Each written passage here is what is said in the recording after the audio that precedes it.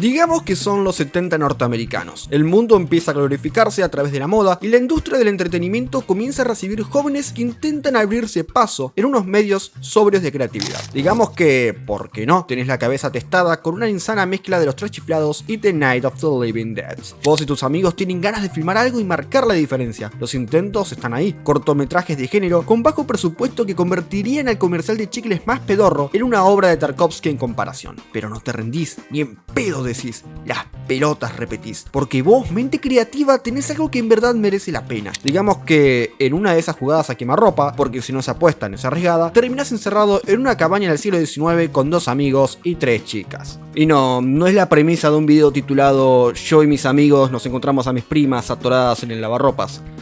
Por si te lo estás preguntando. ¡Pedazo de paje!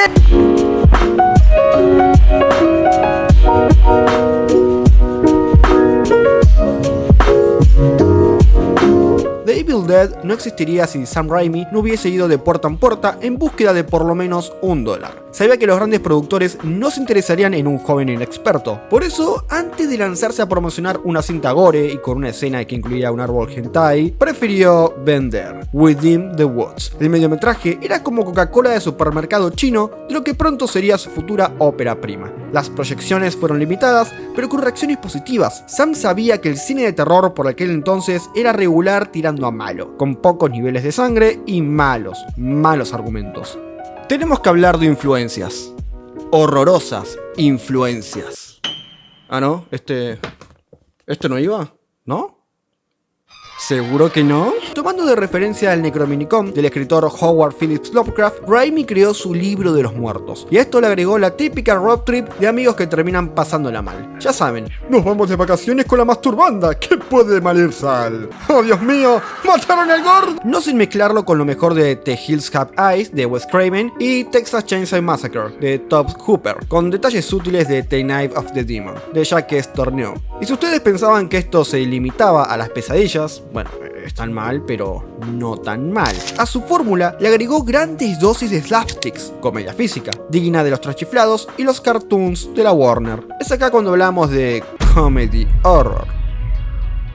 Raimi, esto ganaría un impulso mayor con The Evil Dead 2, en donde los golpes, lo hilarante y lo absurdo alcanzarían un nivel de expresión pocas veces registrados en una cinta comercial. Siendo uno de mis subgéneros favoritos, el comedy horror, toma lo mejor del terror y la comedia para colocarlo en un mismo sendero. Esto viene desde hace tiempo igual, con películas en blanco y negro como Bot and Castello Meet Frankenstein, en japonesas hilarantes y recontra faloperas como Hausu, en ochentera blockbuster como An American Werewolf in London, pero si hay una que merece la pena destacar es The Comedy of Terrors del cineasta favorito de Raimi, el ya mencionado Jacques Tourneur. Quiero decir, miren la cara del director. O sea, literalmente el tipo tiene una expresión que te da risa, pero a la vez es perturbadora. Che, como que el tipo es el equivalente franco-estadounidense a Carlos Menem, ¿no? ¿No tiene un aire, no? Remontar a la estratosfera. Está bien, a ver. Ahora conocemos sus influencias y aquellas películas que lo motivaron. Pero ¿cómo maneja estos elementos? La cosa se pone jodida. Hay un elemento técnico que se repite en la primera trilogía de Sam Raimi para generar la sensación de que algo siniestro se arroja sobre los personajes. Esto es, sin lugar a dudas, el shaky cam. Técnicamente es ir con la cámara en mano y moverse de un lado para otro como si el punto de vista subjetivo estuviera ligado a un frenesí imparable. En la trilogía de The Evil Dead, el shaky cam adquiere un valor que cada vez es más distintivo. En la primera película arranca como una señal de peligro, casi de un voyeurismo sobrenatural. En la segunda es un recurso que se burla de sí mismo. Y en la tercera ya no es ni sorprendente ni burlesco, sino referencial. Raimi sabe manejar los recursos que dispone con toda la maestría que podría esperarse de un cineasta experimental. Esto también se ve en Spider-Man 2, en la secuencia del nacimiento del Dr. Octopus, en Spider-Man 3 durante la lucha con Sandman en el subterráneo y también en Darkman en una secuencia que incluye un helicóptero y un edificio.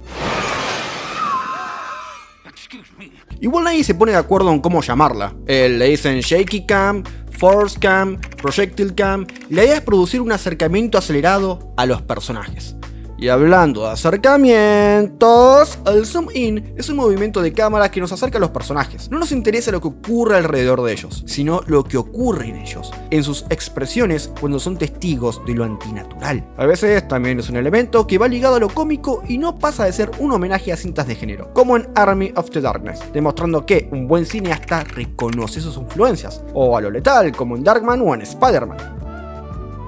El zoom in es muy usado en las películas de terror para enfatizar en los gestos y reacciones. Creo que donde mejor queda expresado es en Drag Me to Hell. Y si hablamos de Sam Raimi, no podemos omitir los planos holandeses. Son un tipo de encuadre en el que la cámara se inclina de 25 a 45 grados respecto a la línea del horizonte y dota a la narrativa visual de un mareo muy característico. Para los más ansiosos habrán notado cómo esto destaca en el tráiler de Doctor Strange 2. Raimi hizo lo mismo en David del 2, en la entrada en los títulos y también en Drag Me to Hell. Igual, a veces se puede ir de las manos como en Quick and the Dead. Por Dios, para de una vez, ¿no te das cuenta que es demasiado? Ay, por favor, que alguien le quite la cámara de las manos a este hijo de puta. Este recurso ocurre dentro y fuera de la historia. Es el monstruo que te observa inclinando la cabeza por encima de vos.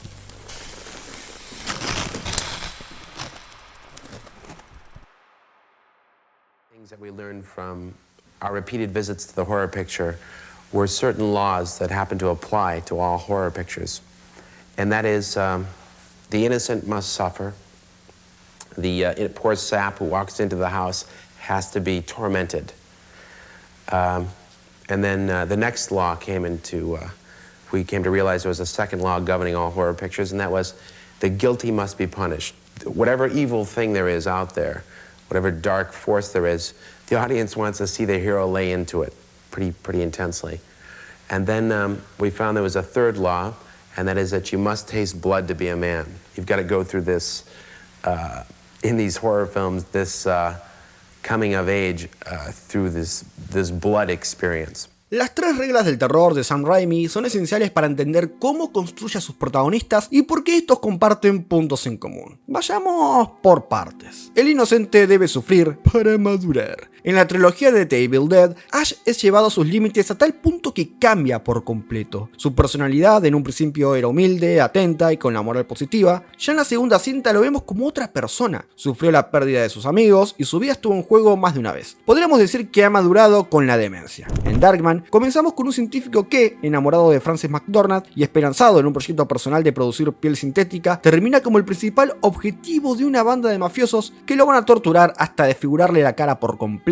En The Gift, Cate Blanchett personifica a una clarividente que hace todo lo posible por ayudar a su pueblo. Los constantes abusos que sufre del sistema judicial y de republicanos radicales la terminan llevando de la bondad a la desesperanza. En Drag Me to Hell, Christine es todo lo que podrías esperar de una persona responsable y atenta con su trabajo y los demás, pero el martirio pesadillesco del que es víctima la trastoca al punto de volverla cada vez más determinante y menos dubitativa. En A Simple Plan, sus tres protagonistas se encuentran en una maleta con $1 millón en medio de un pasaje helado, pero la codicia los va cambiando y la amistad se convierte en rivalidad y en un juego de autoengaño. Son personajes que en común no tienen otra cosa más que una misericordia inicial y una posterior desgracia, cuyo nivel de madurez cambiará la forma en como inicialmente fueron concebidos. Creo que el ejemplo más contrario de todo esto y entender por qué Sam Raimi utilizó este elemento se encuentra en la película protagonizada por el loquito falopero de Leatherface. Sully en Texas Chainsaw Massacre comienza gritando incapaz de enfrentar a una familia de granjeros adictos al incesto, pero su sufrimiento no la lleva a la madurez, sino a la demencia. En cambio, Raimi dio vuelta al tablero, y a diferencia de Hooper, cuyo alias de genio del terror no es inmerecido, él sí buscó tópicos más ingeniosos. Todos sabemos que Raimi saltó al estrellato internacional con Spider-Man, y considerando que es uno de los máximos exponentes del género de superhéroes, qué tan bravo podría haber sido con su regla número 2. El culpable debe ser castigado. Nada mejor que un montón de contenido que seguro le sacudiría el rabo al más callado del salón.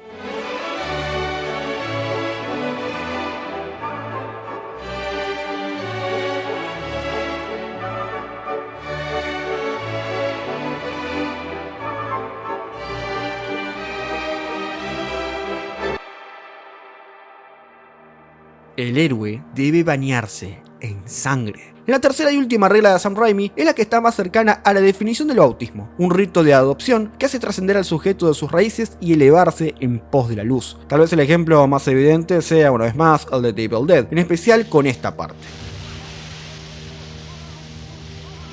En realidad está más vinculado a la primera regla. Si la primera regla va sobre el héroe debe sufrir y la segunda, el culpable debe ser castigado, entonces la tercera es el resultado de la anterior. Para que haya castigo, deben existir consecuencias. ¿Y qué mejor que litros de sangre, si hablamos de películas de terror, para alcanzar la luz? Aunque a mí me gusta más cómo maneja la regla con sutileza.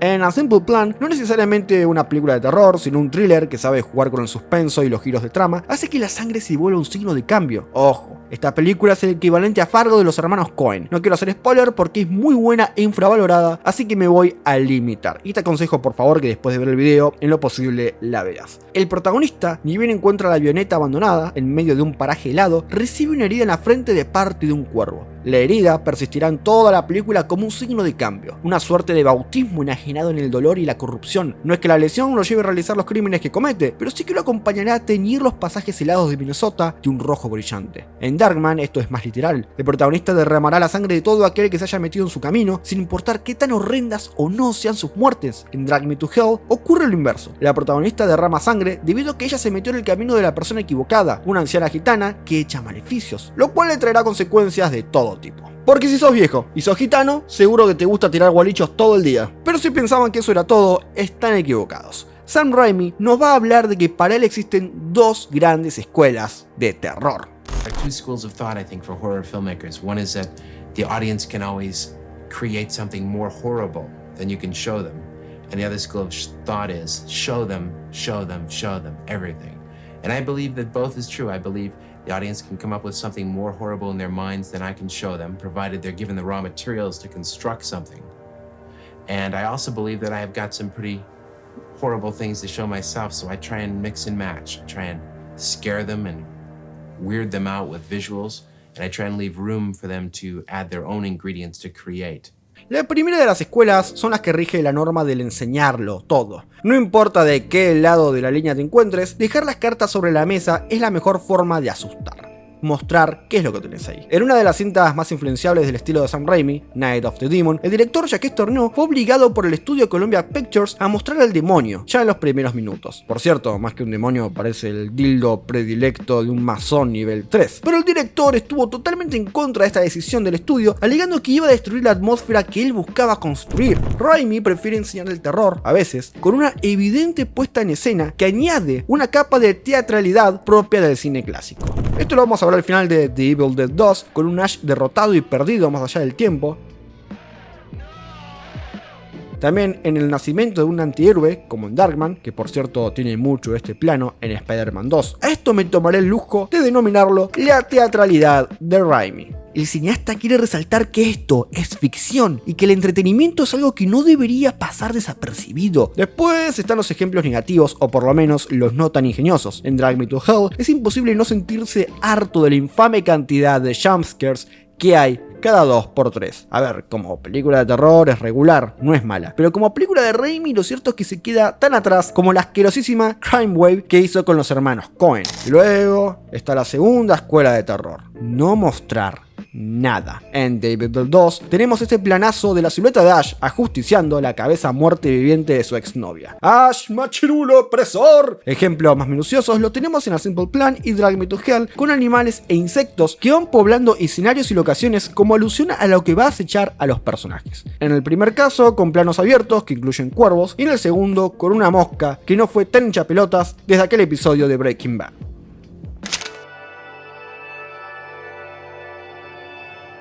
Sam Raimi es uno de los mejores directores de género de los últimos años, con un estilo claramente definido y sabe hacia dónde va. no es ningún gil. Queda bastante evidenciado cómo y por qué quedó elegido para Doctor Strange. Este superhéroe tiene todos los elementos que adora Sam Raimi y para colmo enfrenta criaturas Lovecraftianas. Si bien el cine de terror ha ido evolucionando por líneas más minimalistas, ya no tan herederas directas de blockbuster, sí que tiene mucho que agradecer al trabajo de Raimi. Y ya que estamos hablando de terror, para los aficionados a la escritura y la literatura, Alejandro Baravalle sacó un libro que seguramente les va a hacer temblar las nalgas. El creador del canal El Sur, Taller Literario y algo más, lanzó una antología con historias que te harán temblar las nalgas titulado La sombra en el reflejo. Lo aconsejo mucho, tal y como aconsejo que tomen clases de escritura con él, si quieren mejorar su prosa o si están interesados o interesadas en conocer los mecanismos del terror de manera más profesional, este tipo es al que ustedes están buscando. Hace 2 meses que no voy al taller, pero ya volveré y en una de esas, quién sabe, quizás nos terminamos encontrando. Algo que no mencioné de Sam Raimi es que tiene unos montajes más faloperos que cualquier sustancia que te haga cruzarte con Maradona en las nubes. Así que en vez de que sumerjamos la cara en polvo blanco a lo Pablito Escobar y en pos de no sobreanalizar, vamos a cerrar con estos montajes. Y recuérdenlo, porque si Matu te lo recomienda, vale la pena.